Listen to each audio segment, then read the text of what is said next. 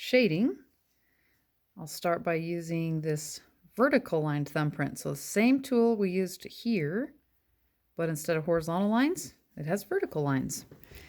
I think they look good on vines.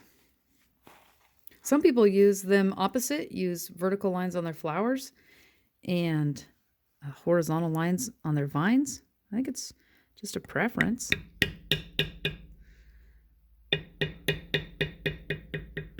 Kind of the look you like. So if you're not sure which one to do, try them both.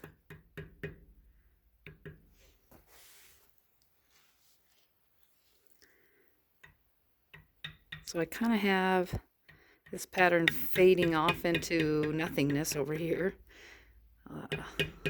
I will put some background out there, but then eventually that's going to get folded under in the project this is going into, so it's okay.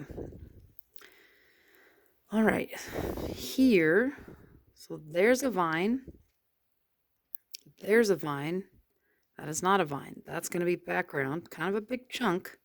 But this is a vine that ends under this petal. But I'm going to go ahead and give it a little bit of texture. Just right there.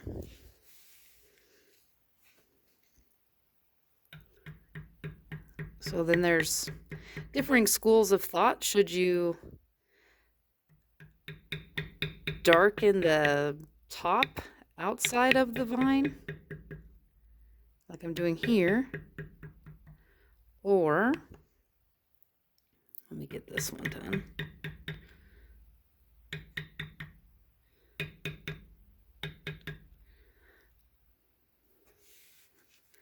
Or you could, let's see, sometimes it's hard to know how to turn it just right.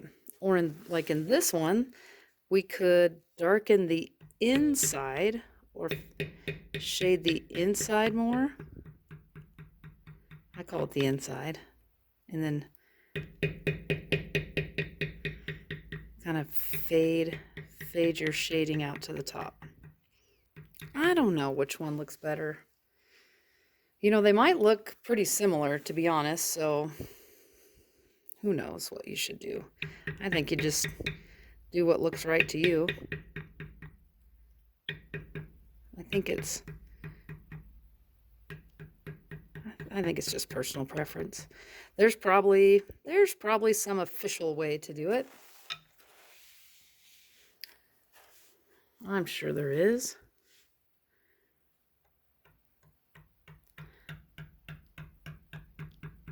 And then, like a lot of leather working tools, you don't use this one flat on the leather. You can sort of angle it the way you want. So you get just a little bit of it.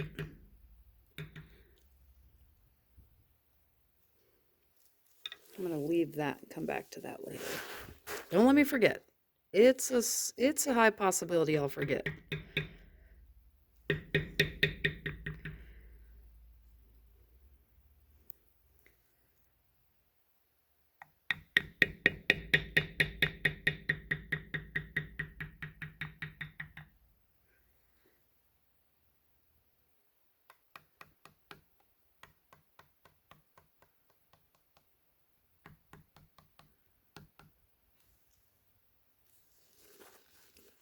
I think I got that faded in there. And then these ones, I kind of like to get both of the outsides. Whoops, leave your ridge out there.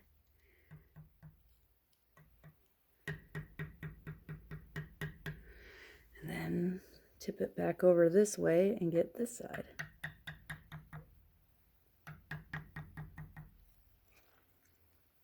So it maybe looks like it goes down and up and down. Maybe.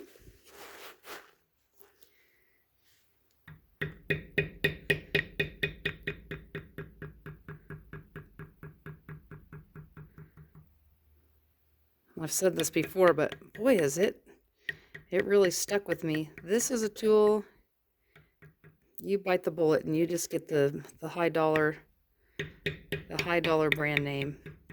I bought one to try to see if I liked using it.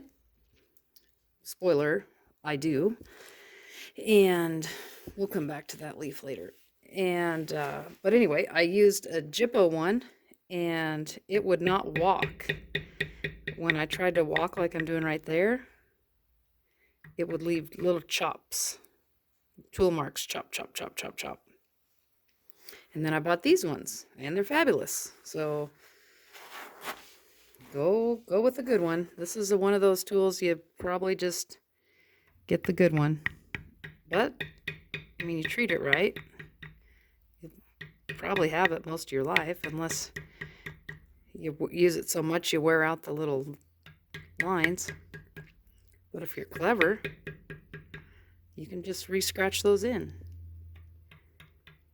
with a file. I don't know if I'm that clever. The idea seems pretty easy, but the execution, I don't know.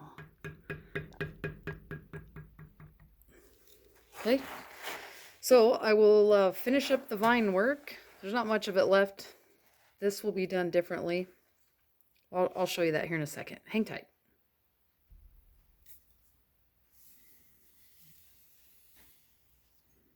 All right, I think we got all the vine work. Oops, missed one.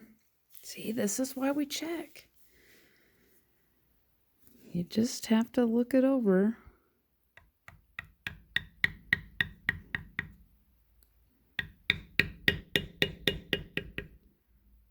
Because